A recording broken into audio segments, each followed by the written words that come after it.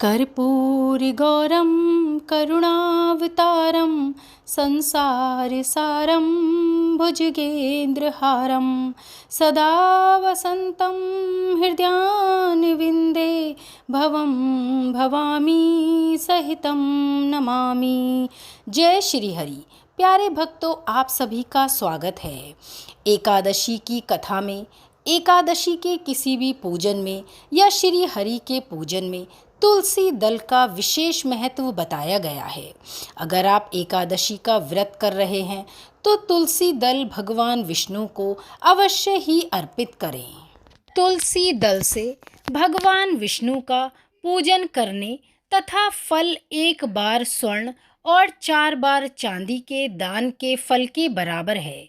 भगवान विष्णु रत्न, मोती, मणि आदि आभूषणों की अपेक्षा तुलसी दल से अधिक प्रसन्न होते हैं। जो मनुष्य प्रभु का तुलसी दल से पूजन करते हैं उनके सभी पाप नष्ट हो जाते हैं। इसीलिए मैं तुलसी जी को प्रणाम करता हूँ। तुलसी जी के दर्शन मात्र से मनुष्य के सभी पाप नष्ट हो जाते हैं। इस कामिका एकादशी की रात्रि को जो मनुष्य जागरण करते हैं, दीपदान करते हैं, उनके पुण्यों को कहना भी असमर्थ है।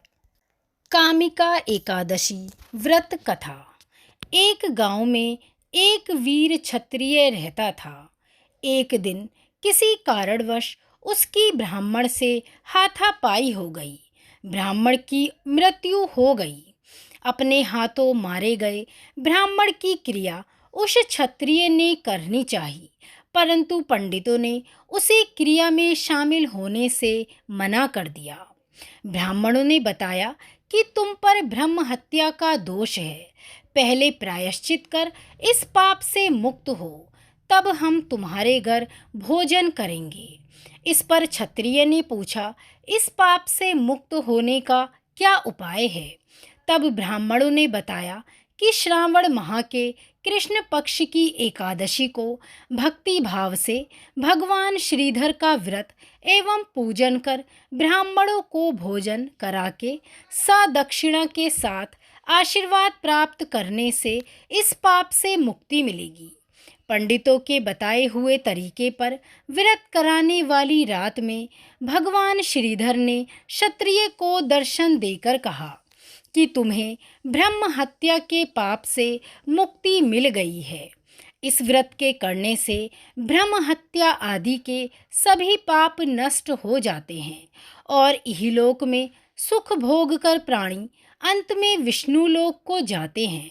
इस कामिका एकादशी के महात्म्य के श्रवण एवं पठन से ही मनुष्य स्वर्गलोक को प्राप्त करता है। इतना बड़ा पुण्य सावन माह की कामिका एकादशी का बताया गया है।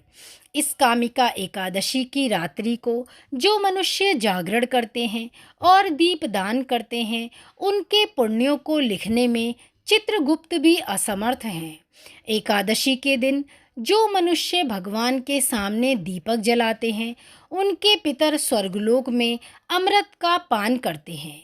भगवान के सामने जो मनुष्य घी या तिल के तेल का दीपक जलाते हैं, उनको सूर्य लोक में भी सहस्त्रों दीपों का प्रकाश मिलता है।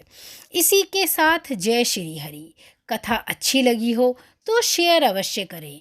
इस कथा को मन लगाकर या तो पढ़ें या फिर सुनें। जितना हो सके औरों को सुनाएं और इस एकादशी से मिलने वाले पुण्य को अर्जित करें। जय श्री हरि। धन्यवाद।